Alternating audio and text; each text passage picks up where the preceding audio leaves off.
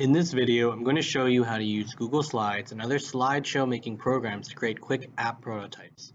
The idea is that each screen you have can be modeled by a single slide in the slideshow, and you can create buttons that follow links between slides to simulate sample execution of the app.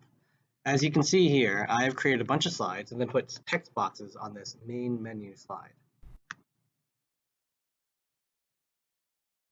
First, click on the text box that you want to turn into a link.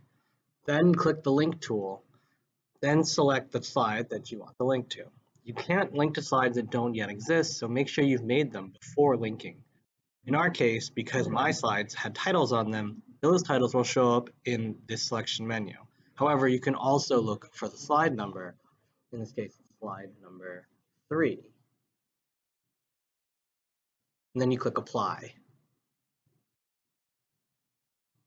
You can do the same thing for each of the other menu options by clicking on the link tool and then clicking on a link. In case you accidentally select the wrong link, click on the tiny X next to the link, and it will allow you to pick a different link to a different slide, and then apply again.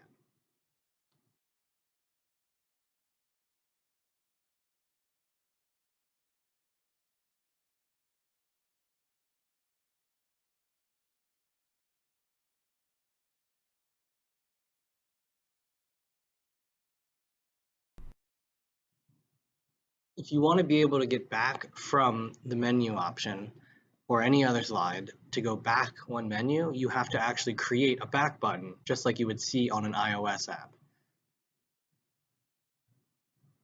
With the same thing, you want to be able to create a text box, then add a link to it. However, sometimes if the button is too low on the screen, you may have to actually move it to about the middle temporarily to create the link, and then after you've selected the menu or the previous screen, drag it into place.